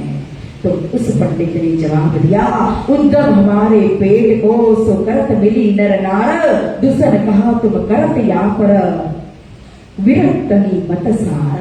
हम ये जो भी कर्म धर्म कर रहे हैं ना, वो हमारे पेट के लिए करे, परिवार का पोषण करने के लिए करे, हम कोई आत्मा परमात्मा के लिए नहीं कर रहे हैं। आप विरक्त हुए संसार से, आपको वैराग्य आया है, हमें संसार से वैराग्य नहीं आया है। इसलिए हमें माफ कर दीजिए, हम आपके प्रश्न का जवाब नहीं दे सकते। तो तहाँ मन माने नहीं रहा न पावे नजर। वहां से निकल गए, खोज करने लगे। खोज करते करते कच्छ देश की प्रजा से जेठी पूजे सब सन्यासी न तेती, बड़े निम्नधारी है तेरी दत्तात्रेय को मानद देही। ये दत्तात्रेय की मार्ग के एक बड़े सन्यासी थे। उन सन्यासी के पास सदगुरु महाराज आकर के पूछने लगे। और सन्यासी ने कहा कि हमारे पास आपके सभी प्रश्न का जवाब है, लेकिन जब तक आप हमारे संप्रदाय को धारण नहीं करोगे, मंत्र नहीं लोगे, इस सिद्धांत को फॉलो नहीं करोगे, तब तक हम आपको कुछ भी ज्ञान नहीं दे सकते। पहले आपको विधिवत मंत्र दीक्षा लेनी पड़ेगी। तो वहां अब ज्ञान लेने के लिए, अपने आत्मा के लिए सदगुरु महाराज जी ने उस सन्यासी के पास से दत्तात्रेय मार्ग का मंत्र भी ले लिया। और फिर चिंडे मुंडे होकर के धोती पहन करके बैठ गए ज्ञान लेने के लिए। तहाँ जाएगी खोज या कहे जानत है सब हम, देवे नाम सुमरन निश्चय कर ग्रहो तब्बा। दीक्षा मंत्र तहाँ लिंदो, बैठी तिरी मानस न पास, सुनी हित थे चित्त भयो उदास। 3 मास 1 दिन 2 दिन नहीं, कितनी दिव्यता विचार। 3 महीने तक बैठे और बैठ करके गुरु की सेवा भी की और ज्ञान भी ले रहे। दत्तात्रेय मार्ग का जितना भी ज्ञान था ना, अब दत्तात्रेय की उत्पत्ति आप सब जानते ही होंगे, अभी तो अपने पास समय नहीं है ना। कि सती अनसुया ने कहो तो किस तरह से दत्तात्रेय की उत्पत्ति की थी। तो ये जो 24 गुरु जिन्होंने धारण किया था वो है दत्तात्रेय। तो इन दत्तात्रेय सिद्धांत के ये थे सन्यासी। तो सारा मार्ग जो उस संप्रदाय का सारा जो ज्ञान था वो तो सदगुरु महाराज जी ने ले लिया, लेकिन फिर भी वो प्रश्न का जवाब तो मिला नहीं। तो वहां भी 3 मास बैठे, लेकिन तहा मन माने नहीं, रहा न आवे नजर। तो वहां से निकल गए। तो उस सन्यासी के पास से निकले तो फिर गुरुदेव ने आशीर्वाद दिया कि आपकी जिज्ञासा अच्छी है, आगे बढ़िए, मैं आपको आशीर्वाद देता हूं कि आपकी यात्रा फले। अब आ गए फिरे बड़े निबधारी कनपट्टे सन्यासी के पास। वे राजगुरु कहावही बहुत चेले तिनके, कच्छ देश ताए मान ही जाई पहुंचे नवे। अब राजगुरु, राजा ने भी जिसको गुरु किया तो नाम बड़ा, तो सभी प्रजाओं के पीछे पीछे। तो सोचा इतने बड़े सन्यासी है, राजगुरु, तो जरूर इनके पास बहुत सारा ज्ञान होगा। आकर के बैठे, प्रश्न पूछा, चर्चा करने लगे। पूछी चर्चा देखी, कछु ना पड़े खबरा। उनको तो कुछ समझ में ही नहीं आ रहा है सदगुरु महाराज क्या करे, उनके प्रश्न ही समझ में नहीं आए। तो फिर वो क्या जवाब देते। 4 मास और 10 दिन यहाँ बैठे, इतना भी नहीं कहा आगे जाएंगे, कौन छोड़ेगा, सेवा कर रहे हैं। तो फिर स्वयं सदगुरु महाराज समझ करके वहां से निकल गए। फिर वैरागी कापड़ी में रहे कोई कदिन, वस्त न देखी दिन में, परे इंद्रिय वश मन। अब ये वैरागी कापड़ी यानी कि जो तांत्रिक होते हैं ना, जो काला जादू करने वाले ना, जो आजकल बहुत प्रख्यात है, प्रसिद्ध है। काला जादू मतलब पता है, काला इलम किसको कहते हैं? ये तंत्र मंत्र जो अलग नेगेटिव प्रकार का करते हैं, नेगेटिव विद्या। तो तांत्रिक के पास, कापड़ी कलंदर के पास पहुंचे। 5 दिन में उनकी गतिविधि देखी, ये तो स्वयं इंद्रियों के वश के मन में पड़े हुए हैं। तो फिर इनके पास क्या आत्मा का उद्धार होगा। या आजकल तो सारे घर के लोग जो होते ना, वो भी इस विद्या के पीछे पड़ते, सीखते अपने शौक के लिए, दूसरे को पर प्रयोग करते हैं, उसकी जिंदगी को बर्बाद करते हैं। तो कितनी हाई लेते हैं, कितनी बद्दुआ लेते हैं, और दूसरे को दुखी करके कोई भी इस संसार में सुखी नहीं हो सकता।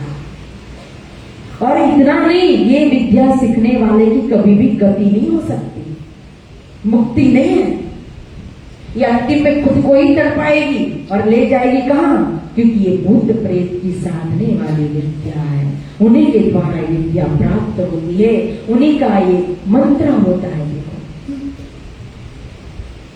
तो ये जिनको साधा उन्हीं के पास तो पहुंचोगे। तो चाहे आप कितना भी फिर सेवा पूजा करो, तो ये विद्या अगर सीख ली तो इनकी गति कहां? इसलिए न सीखो न दूसरे के ऊपर प्रयोग हो। अगर आ भी गई पहले ना समझ में, तो इसका प्रयोग कभी भी दूसरे के ऊपर मत करो। अभी आएगा आगे। हरिदास जी वो बिच्छी के डंक उतारने का, जेर उतारने का जो था ना, वो मंत्र दे रहे थे, लेकिन फिर भी सतगुरु महाराज ने नहीं किया। क्यों? ऐसे ऐसे मंत्र वो किससे जुड़े हुए थे? तुरंत काम करने वाले ये जो भी विद्या होती है, मंत्र होती है, ये कोई सात्विक विद्या होती नहीं है। इसीलिए कभी भी इसके पीछे नहीं भागना चाहिए। आत्मभाव को, मन को परखो, सुझे चौदे तबक, मृतक को जीवित करो, प्रभु कर की यहाँ तक कहा है। तो यहाँ से निकल गए 5 दिन में। हिंगलाज देवी कही उन बिन को नाही, अर्थ धर्म अरु कामना मोक्ष कहिता माई।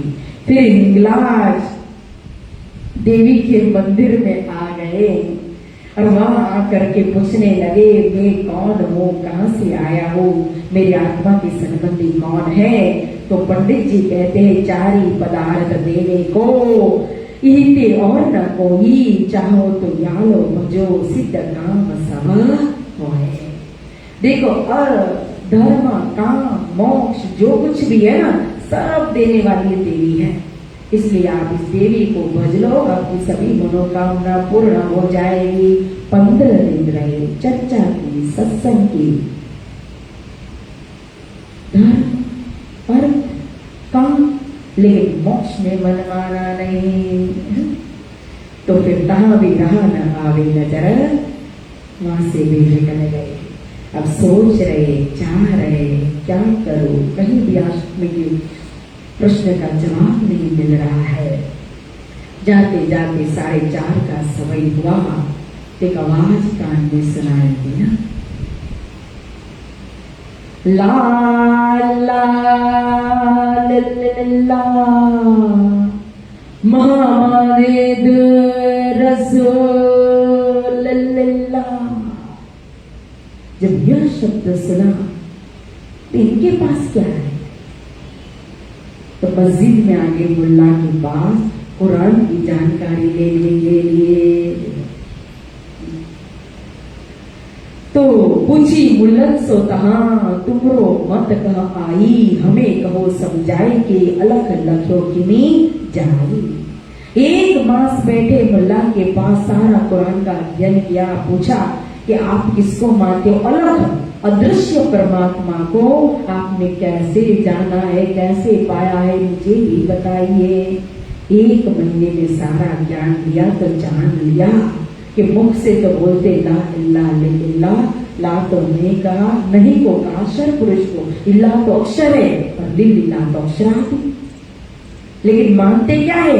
शून्य निर्गुण निराकार निरंजन, बेचो बे सभी बेगुना। तो वहां भी मन माना नहीं, रहा न भावे नजर, वहां से भी निकल गए। अब आ गए कि जहां भी जाते तो सभी अपने सिद्धांत की साक्षी वेदों से देते, पुराणों से देते, शास्त्र से देते। तो वेद पुराण शास्त्र के अंदर क्या है? तो वेद भवन में आ गए अध्ययन करने के लिए। ये सारा अध्ययन किस लिए कर रहे? क्योंकि दुनिया के अंदर कहा ना, कोई कहे ज्ञान बड़ा, कोई कहे दान बड़ा, कोई कहे तप बड़ा, कोई कहे विज्ञान बड़ा, कोई कहे काल बड़ा, कोई कहे कर्म बड़ा, लेकिन बड़ा कौन? सब अपनी अपनी सहनाई बजा रहे हैं। तो जितना दुनिया के अंदर ज्ञान है, सतगुरु ले चले शास्त्र से, उन सब का सार अब देना है, इस संसार के अंदर उतारना है। इसलिए सारा निचोड़ निकाल करके, मंथन करके हमें दे रहे। इसलिए वेद भवन में और ब्राह्मण वेश कही, और वेश सब ठोरा, खोजत ही फिरत है, मेहनत करे अति जोरा। अब यहाँ आए ब्राह्मणों के पंडितों के पास, वेद का अध्ययन करने लगे, शास्त्र का अध्ययन करने लगे, उपनिषद का अध्ययन करने लगे, ऋग्वेद, यजुर्वेद, सामवेद, अथर्ववेद। 2 बरस और 7 मास वेद भवन के अंदर अध्ययन किया। विचार करो तो सार ग्रहण किया, अवगुण काढ़े गुण गए, बाकी सब तो छोड़ दिया। क्या कहा? प्रज्ञानम आनंदम ब्रह्म, एक सूत्र ले लिया। अहम ब्रह्मस्मि, एक सूत्र ले लिया सार के रूप में। तत्वम असि, एक सूत्र सार के रूप में ले लिया। विशुद्ध ज्ञान से उत्पन्न होने वाला आनंद ही ब्रह्म है मान लिया वेदों में। अहम ब्रह्मस्मि, मैं ब्रह्म हूं, तो मैं कौन? किसको ब्रह्म कहा? हाथ को, पग को, मुंह को किसको ब्रह्म कहा? तत्वमसि, मैं ब्रह्म हूं तो तू कौन है? तू भी ब्रह्म है। सर्वम खलविदम ब्रह्म, ब्रह्म सारी दुनिया में व्यापक। तो तेरा शरीर भी तो मेरी तरह 5 तत्व का बना हुआ, यही हाथ, पग, मुख, नेत्र, नासिका है। तो ब्रह्म किसको कहा? तो फिर अथर्ववेद, तीनों वेदों ने यो कहा, वेद अथर्व सबका सार। क्या सार है? अयम आत्मा ब्रह्म, मैं भी ब्रह्म नहीं, तू भी ब्रह्म नहीं, आत्मा ब्रह्म। देखो वेदों में कितनी विभिन्न प्रकार की बातें हैं। अब आत्मा ब्रह्म कह दिया, तो आत्मा कैसे ब्रह्म? क्योंकि ब्रह्म और ब्रह्मधाम का गुण तो एक होता है, पूर्ण मदम पूर्ण मिदम पूर्णात् पूर्णमुदच्यते। जैसे ब्रह्म अविनाशी, वैसे ब्रह्म का धाम भी अविनाशी। अगर आत्मा ब्रह्म होता तो जिस घर के अंदर रहता है उसका धाम हो गया, वो भी अविनाशी होना चाहिए। तो आत्मा इस शरीर के अंदर है, तो आत्मा तो नैनम चिंतती शस्त्राणी कहा, उसको शस्त्र काट नहीं सकता, पानी भिगा नहीं सकती, अग्नि जला नहीं सकती, वायु सुखा नहीं सकता। लेकिन यह शरीर जिसको वस्त्र पहना हुआ है आत्मा ने, यह शरीर तो मांसांसी जड़ान यथा है, कितना शरीर बदल लेता है आत्मा, निकल जाता है इसमें से। तो अगर यह आत्मा ब्रह्म है कि यह ब्रह्म धाम आत्मा अविनाशी है, तो शरीर भी अविनाशी होना चाहिए। क्यों नहीं है? दोनों का गुण तो नहीं मिलता है। इसीलिए कबीर साहब ने कहा, पिंड में होता तो मरता न कोई। अगर वो गड़गड़ के अंदर वो ब्रह्म अविनाशी जो है वो आत्मा ही ब्रह्म होता तो कोई शरीर मरता ही नहीं, दुनिया के अंदर कोई मरता ही नहीं। पिंड में होता तो मरता न कोई, ब्रह्मांड में होता तो दिखता सब कोई। वो सर्वम खलदम ब्रह्म होता ने तो दिखाई देता, लेकिन पिंड ब्रह्मांड दो से न्यारे, कहे कबीर सोई साई हमारे। वो साई मतलब शिरडी वाले साई बाबा नहीं, साई का अर्थ होता है परमात्मा। वो परमात्मा इस पिंड ब्रह्मांड दोनों से न्यारे, अलग है। इसीलिए कहा है चरात परत पर, सर से भी बड़े अक्षर से भी बड़े अक्षर कहा। तो यहाँ भी देवेदों का सार लिया, चारी बरस मार्ग बहु देखे, गोविंद प्रेत नगर सब देखे, चित्त को शांति मिली नहीं कही, भई दहा बहु हीर दे माही, 4 साल खोज की, चित्त शांति के बदले और उदास हो गया। दिल के अंदर वो प्रश्न जो लेकर के निकले थे, उस प्रश्न का जवाब नहीं मिला। तब याद आई गुरु हरि दास जी की। या गोविंद प्रेत नगर सब देखे, जैसे गोविंद प्रेत ने कहो अपने अकेले को मानकर एक प्रेतों का नगर बना दिया, एक बस्ती बन गई ना, प्रेतों की एक मंडली बन गई।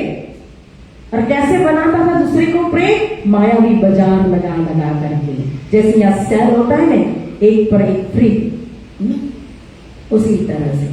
तो कोई भी मायावी बाजार में आए खरीदी करने के लिए और वस्तु को स्पर्श करे, उसको क्या करता था? सीधा प्रेत योनि में बदल देता था, अपनी जमात बनाता। तो उसी तरह से यहाँ कहते हैं गोविंद प्रेत नगर सब देखे। यहाँ बड़े बड़े नगर शिष्य रूपी बना करके बैठे हैं, लेकिन किसी के पास इस आत्मा संबंधी परमात्मा की पहचान ही नहीं है। इसलिए चित्त को शांति मिली नहीं। अब कच्छ देश के अंदर से खोज को छोड़ करके भोजनगर जाने के लिए विचार किया, और 4 बरस लोग खोज बहु किन्नी देश विदेश, मधु मेहता भटकी करी अति चित्त भयो कलेश। 4 साल से एकमात्र संतान देवचंद्र जी घर छोड़ करके निकल गए हैं, तो मधु मेहता भी परेशान है, खोज कर रहे देश विदेश के अंदर अपने पुत्र श्री देवचंद्र जी की। वो भी दुखी है कि अभी तक उनको मिले नहीं। उतने में यहाँ पहुंच गए श्री देवचंद्र जी गुरु हरिदास जी के घर भोजनगर के अंदर आए, और हरिदास जी भी घर में ही थे। अचानक देवचंद्र जी को देखा, क्योंकि मधु मेहता जब जब गुरु के पास आते अपना दुख रखते तो पता था कि देवचंद्र जी घर छोड़ करके चले गए। वही देवचंद्र जी को आज अपने सामने देखा तो वह भी देखते रह गए, 4 आंख हो गई। निज स्थल हरिदास के सदगुरु पहुंचे जाई, तजी के खोज सबे तुरंत गुरु को बेटे आई। यहाँ अब हरिदास जी के साथ तो श्री देवचंद्र जी सदगुरु महाराज जी का मिलाप हो गया। सदगुरु महाराज गुरु हरिदास जी को बड़े प्रेम से देख रहे, दर्शन कर रहे। या गुरु हरिदास जी भी बड़े आतुरता के साथ तो चंद्र चकोर की तरह दूसरे को दोनों देखने लगे बड़ी प्रेम से। तो सुंदर मिलाप के साथ ही कहो यहाँ इस प्रसंग से ही विराम देते हैं।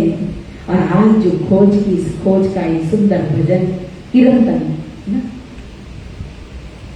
वाणी तो मेरे ख्याल से कीर्तन की वाणी नहीं है, कहाँ की है बताइए? प्रकरण कहाँ का है?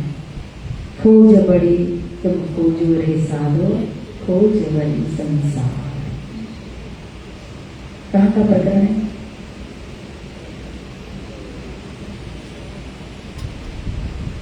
कहाँ का प्रकरण है?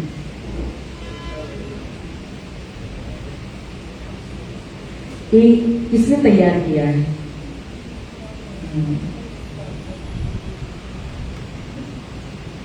कहाँ का प्रकरण है? वाणी का तो है, वो तो मुझे भी पता है।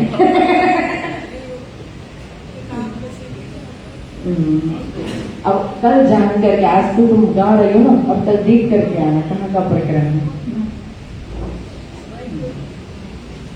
इस वाणी गायन को भी हम सुनेंगे और फिर अब हमारे सदगुरु महाराज भोजनगर के अंदर इस प्रकार से लीला करते गुरु हरिदास जी के पास बैठ करके कल आएगा विशेष गुगरी का प्रसंग आएगा।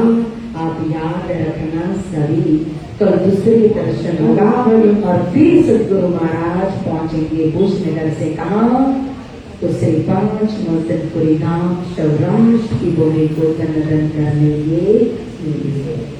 आइए इसी के साथ इस चौपाई को दोहराते इस वाणी को विराम देते हैं कि गुरु को देते आई निज हस्तर हरिदास के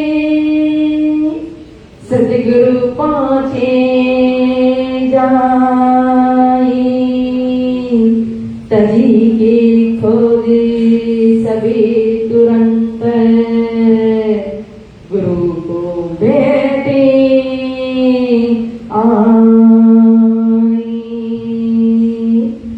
गुरु को बेटे आई।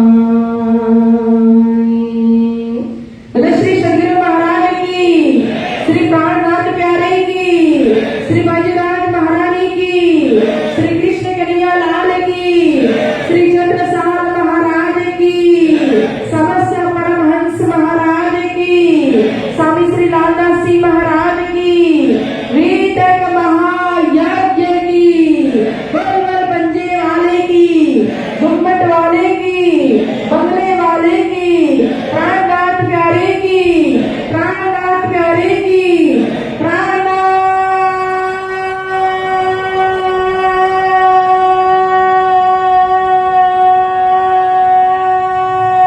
प्यारे की। बहुत बहुत धन्यवाद, प्रणाम जी। आनंद मंगल श्री धाम की जय, श्री वायुराज की जय, श्री महाराजा छत्रसाल की जय, श्री सुंदर साल की जय, श्री सुंदर साल जी के चरण। 5 बार शितात्मा मंत्र जाप करने सुंदरता जी, उसके बाद भाव रख देंगे।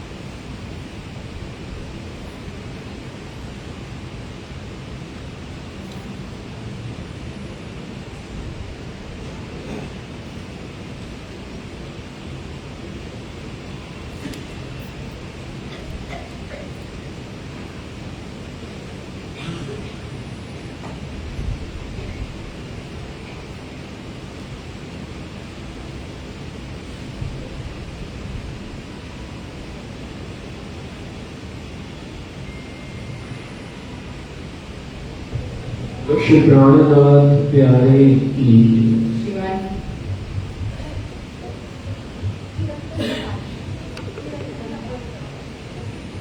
श्री प्राणनाथ प्यारे जय, बोलिए श्री सतगुरु महाराज की जय। खोज बड़ी संसार रे खोज सा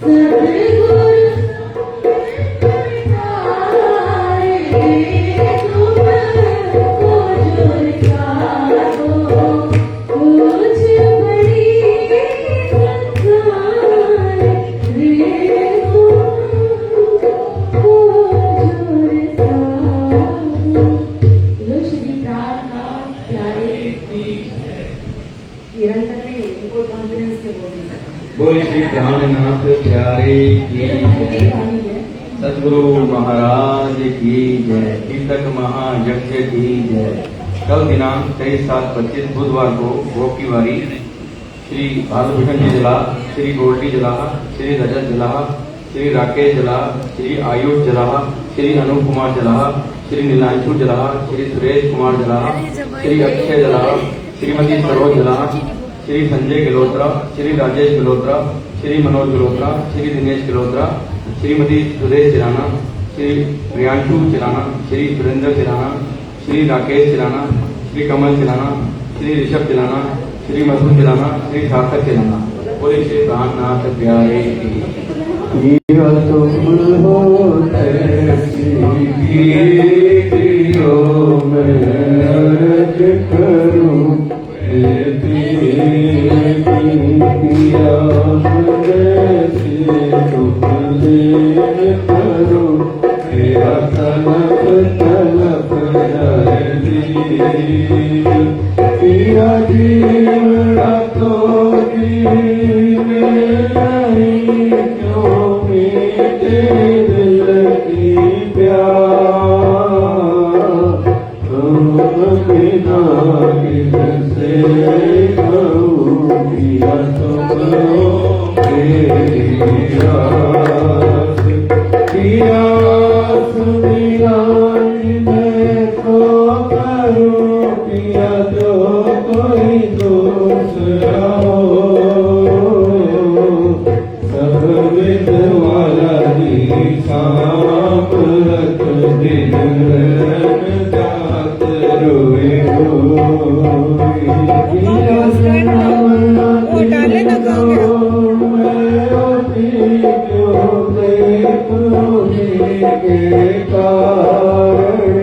पिया जब तुम आप दिखाओगे तब देखूंगी ये पुकार पिया जी मेरी सुन के अब कील करो पिया पल पल खबर तुझी दियो, अर्ज करी पिया रज में तो करी जो बीच पड़ी अंतरा,